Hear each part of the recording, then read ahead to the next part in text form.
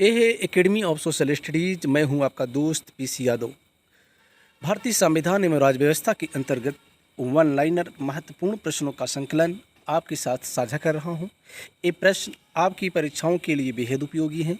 आप कम समय में अधिक से अधिक प्रश्नों का रिवीजन कर सकते हैं। तो करते हैं आज वीडियो की शुरुआत इन प्रश्नों के साथ। कौन सा अधिनियम प्रस्तावना विहीन था? वह कौन सा अधिनियम था जो प्रस्तावना विहीन था?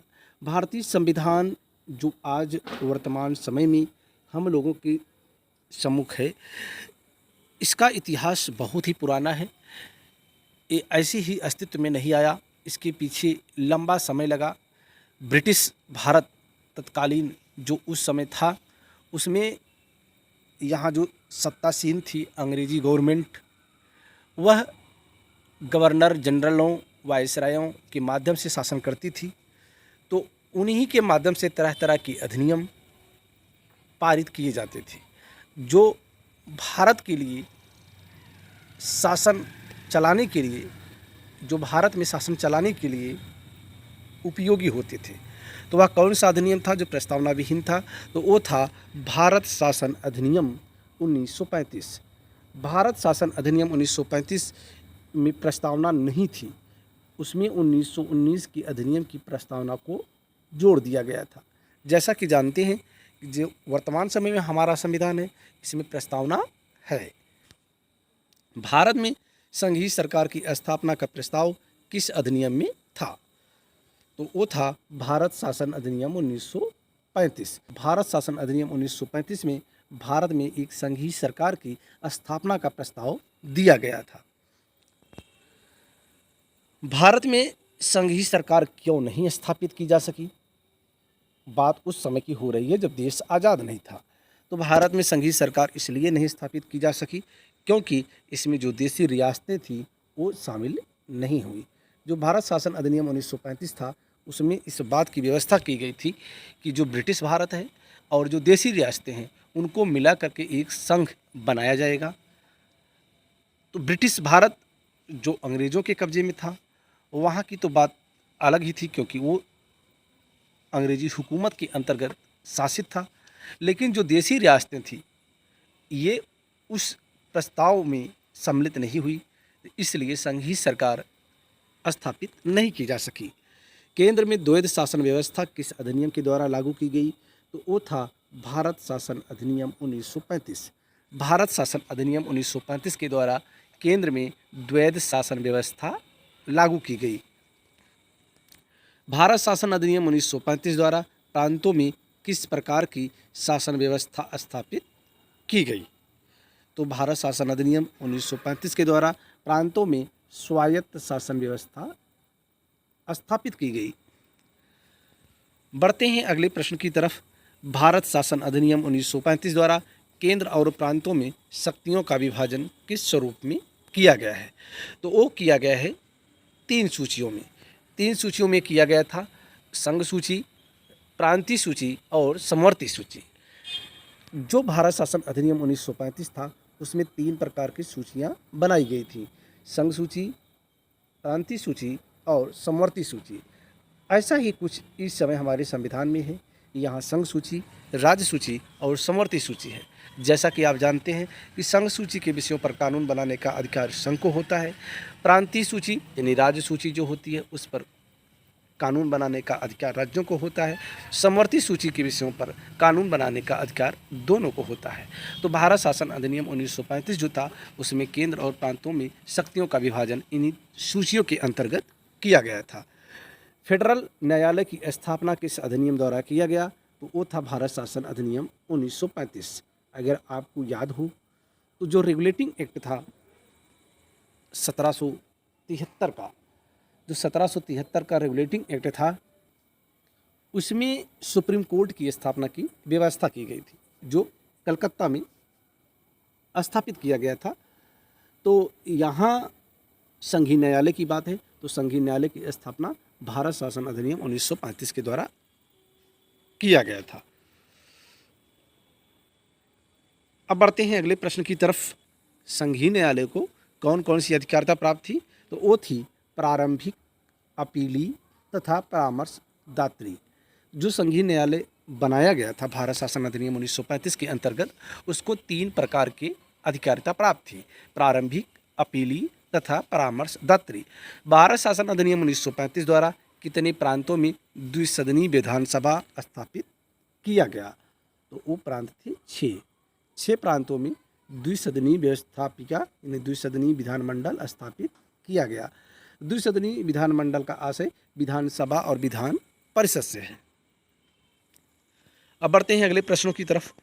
भारत परिषद का अंत किस अधिनियम के द्वारा किया गया? जो भारत परिषद बनाया गया था यहाँ की शासन व्यवस्था को संचालित करने के लिए, तो भारत परिषद का अंत किस अधिनियम के द्वारा किया गया? तो वो अधिनियम था भारत शासन अधिनियम 1935। भारत शासन अधिनियम 1935 के अंतर्गत भारत परिषद का अंत किया गया था। 1935 के अधिनियम के बारे में किसने कहा था कि यह अनेक ब्रेकों वाली इंजन रहित गाड़ी है? तो इसके बारे में जो 1935 का अधिनियम था उसके बारे में अनेक ब्रेकों वाली इंजन रहित गाड़ी पंडित जवाहरलाल नेहरू ने कहा था। पंडित जवाहरलाल नेहरू ने 1935 के अधिनियम को ये कहा था कि यह अनेक ब्रेकों वाली इंजन रहित गाड़ी है। भारत शासन अधिनियम 1919 द्वारा सांप्रदायिक निर्वाचन पद्धति का विस्तार कर इसमें किनको और शामिल कर लिया गया? आपको मालूम है कि भारत शासन अधिनियम 1909 जो था, मार्ले मिंटो सुधार सांप्रदायिक निर्वाचन जैसी व्यवस्था लेके आया था। तो भारत शासन अधिनियम 1919 के द्वारा इसमें कुछ और लोगों को शामिल किया गया था। तो वो थी आंग्ल भारतीय, ईसाई और यूरोपीय एवं सिख, यानी इनको भी इसमें शामिल कर लिया गया। भारत शासन अधिनियम 1935 को गुलामी का अधिकार पत्र किसने कहा? तो वो कहा था पंडित जवाहरलाल नेहरू ने। पंडित जवाहरलाल नेहरू ने भारत शासन अधिनियम 1935 को गुलामी का अधिकार पत्र कहा था। बढ़ते हैं अगले प्रश्न की तरफ।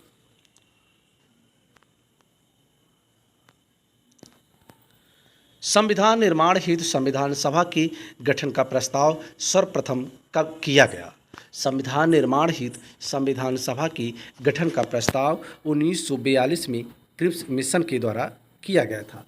पहली बार अंग्रेजी जो गवर्नमेंट थी 1942 में जो क्रिप्स मिशन भारत आया था उसके अंतर्गत संविधान निर्माण हेतु संविधान सभा के गठन का प्रस्ताव किया गया था। क्रिप्स मिशन को किसने उत्तर दिनांकित चेक कहा? तो वो कहने वाले थे महात्मा गांधी। ये प्रश्न पूछा जाता है, इसको आप ध्यान देंगे कि क्रिप्स मिशन को किसने उत्तर दिनांकित चेक कहा था? तो वो कहा था महात्मा गांधी जी ने। क्रिप्स मिशन को मुस्लिम लीग ने क्यों अस्वीकार किया? तो क्रिप्स मिशन को मुस्लिम लीग ने इसलिए अस्वीकार किया क्योंकि भारत विभाजन की मांग संविधान सभा में पृथक निर्वाचक मंडल को स्वीकार नहीं किया गया था। यानी जो मुस्लिम लीग थी उसकी ये मांग थी, डिमांड थी कि भारत विभाजन किया जाए और संविधान सभा जो होगी उसमें पृथक निर्वाचक मंडल की व्यवस्था की जाए, जबकि क्रिप्स मिशन ने ऐसे किसी प्रस्ताव को मानने से इनकार कर दिया था। तो इसलिए क्रिप्स मिशन को मुस्लिम लीग ने अस्वीकार कर दिया। कैबिनेट मिशन कब भारत आया? क्रिप्स मिशन के बाद मार्च 1946 में कैबिनेट मिशन भारत आया।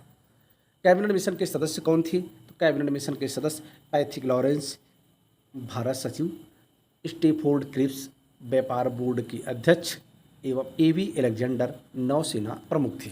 यहाँ से जो प्रश्न पूछा जाता है कि कैबिनेट मिशन के इनमें से कौन कैबिनेट मिशन का सदस्य नहीं था? तो इन तीनों सदस्यों के नाम दिए जाएंगे और चौथा किसी अन्य सदस्य का नाम दिया जाएगा। तो आपको बताना होगा कौन सा सदस्य कैबिनेट मिशन में सम्मिलित नहीं था। तो कैबिनेट मिशन के जो सदस्य हैं इनको याद रखें, पैथिक लॉरेंस, स्टेफोर्ड क्रिप्स और एवी अलेक्जेंडर। स्टेफोर्ड क्रिप्स से ही जो क्रिप्स मिशन आया था उसमें ये शामिल थे, इनकी अध्यक्षता थी, इसीलिए उस मिशन को स्टेफोर्ड क्रिप्स के नाम पर ही क्रिप्स मिशन कहा गया था। तो ये कैबिनेट मिशन क्यों कहा गया? क्योंकि इसमें जो कैबिनेट स्तर की मंत्री थी वो शामिल थे। अब बढ़ते हैं अगले प्रश्न की तरफ। संविधान सभा में लगभग कितनी जनसंख्या पर एक सदस्य नियुक्त किए जाने का प्रावधान था?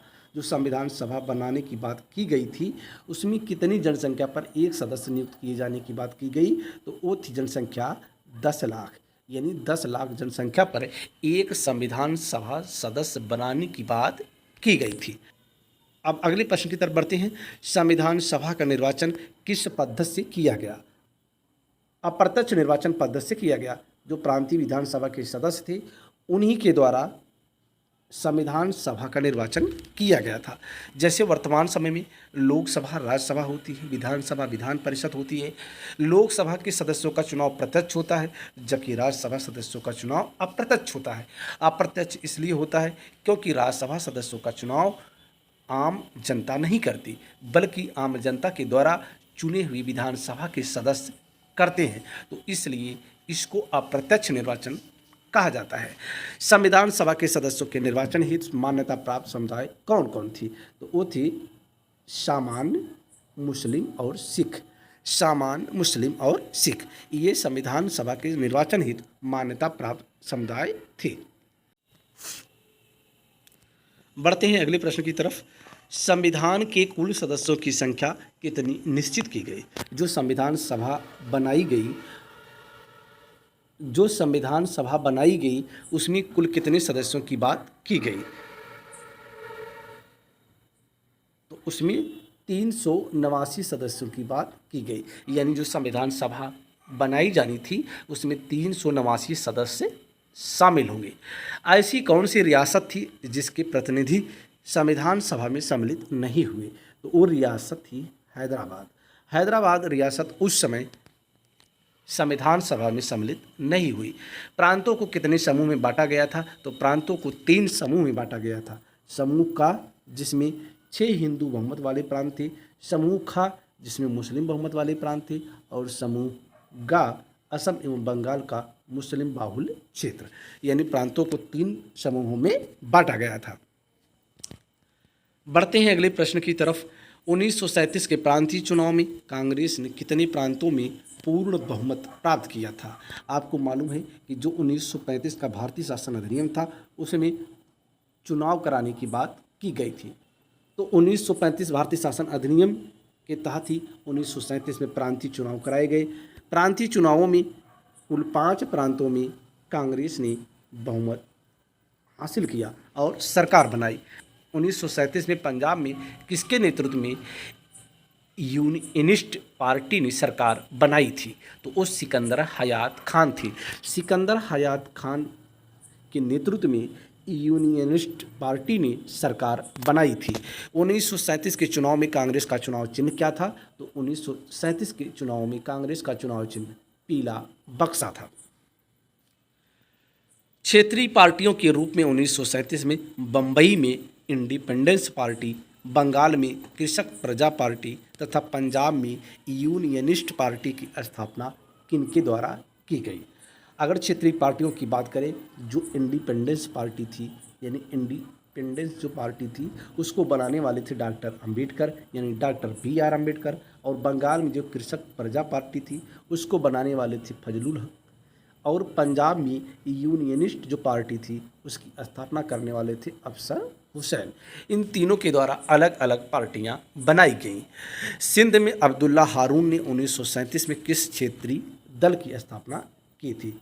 तो जो अब्दुल्ला हारून जी थे उन्होंने स्वतंत्र दल की स्थापना की थी 1937 में। 1937 के चुनाव में कांग्रेस ने कितने प्रांतों में अपनी सरकार बनाई थी? तो वो प्रांत थे 6 प्रांतों में कांग्रेस ने सरकार बनाई थी। आपको मालूम है कि 5 प्रांतों में उसकी स्पष्ट बहुमत की सरकार थी, जबकि 6ठे प्रांत में दूसरे दलों के सहयोग से सरकार बनाई थी। मुस्लिम लीग को 1937 में किस प्रांत में सबसे अधिक सीटें प्राप्त हुई? तो वो था प्रांत बंगाल। बंगाल में कुल 40 सीटें उसे प्राप्त हुई।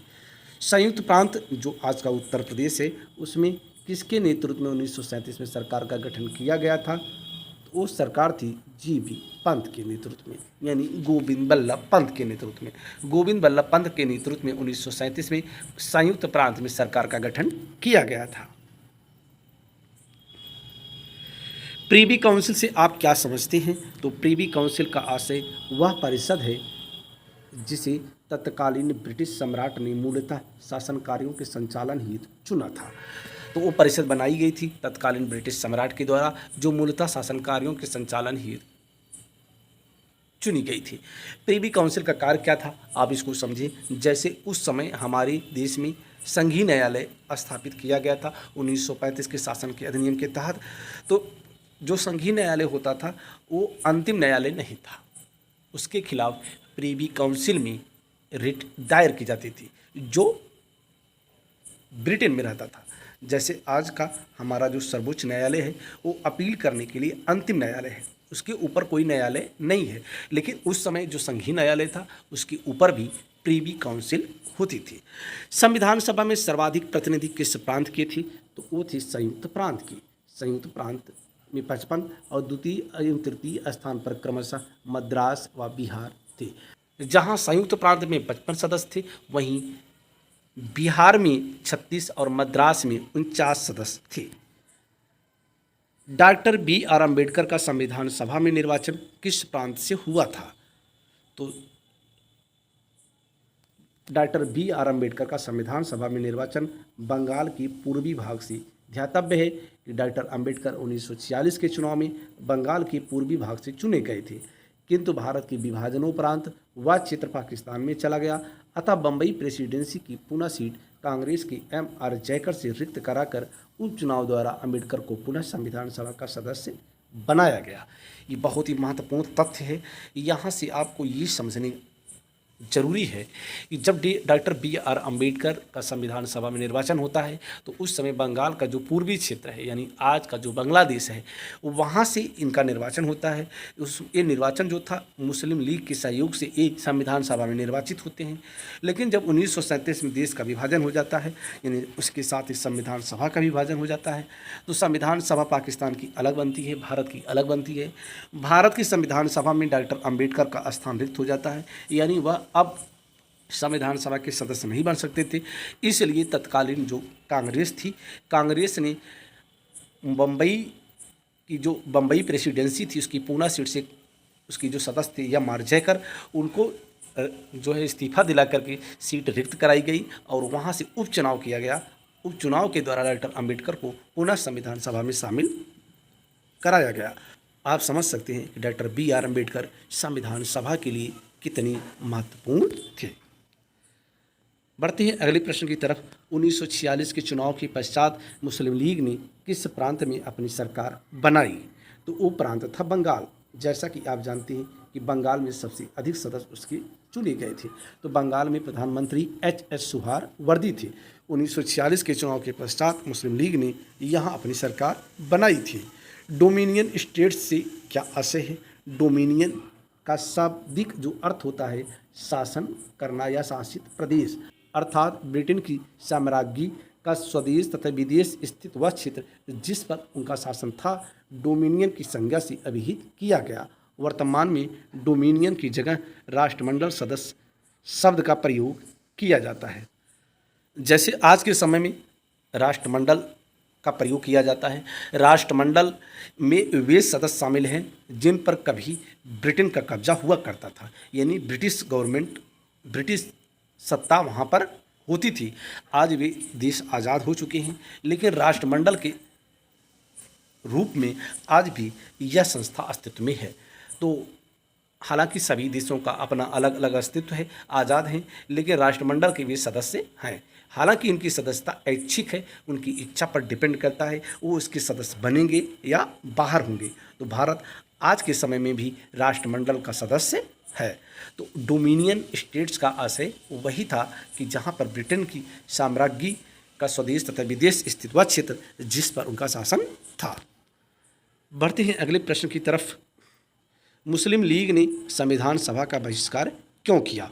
तो मुस्लिम लीग ने संविधान सभा का इसलिए बहिष्कार किया कि वह मुस्लिम समुदाय के लिए अलग संविधान सभा चाहती थी। जो संविधान सभा का निर्वाचन किया गया था वो अलग नहीं था, सब साथ में चुनाव कराए गए। तो मुस्लिम लीग ने संविधान सभा का इसलिए बहिष्कार किया क्योंकि वह मुस्लिम समुदाय के लिए अलग संविधान सभा चाहती थी। संविधान सभा में रियासतों में सर्वाधिक प्रतिनिधि किस रियासत से थे? तो मैसूर से थे। जो देशी रियासतें थीं उनकी बात की जा रही है। संविधान सभा में रियासतों में सर्वाधिक प्रतिनिधि मैसूर से 7 से, द्वितीय स्थान पर त्रावणकोर के 6 प्रतिनिधि थे। तो इस प्रकार आज का वीडियो यहीं पर समाप्त होता है। ऐसे ही अति महत्वपूर्ण वन लाइनर जो प्रश्न हैं भारतीय राज्य व्यवस्था के अंतर्गत आपको हम प्रोवाइड कराते रहेंगे, जो आपकी परीक्षा के लिए, आपकी रिवीजन के लिए बहुत ही उपयोगी साबित होंगे। आप इनको राह चलते भी ईयरफोन लगाकर सुन सकते हैं, समझ सकते हैं। आप अपनी तैयारी को एक नया आयाम दे सकते हैं। तो लेते हैं आपसे विदा। जय हिंद, जय भारत।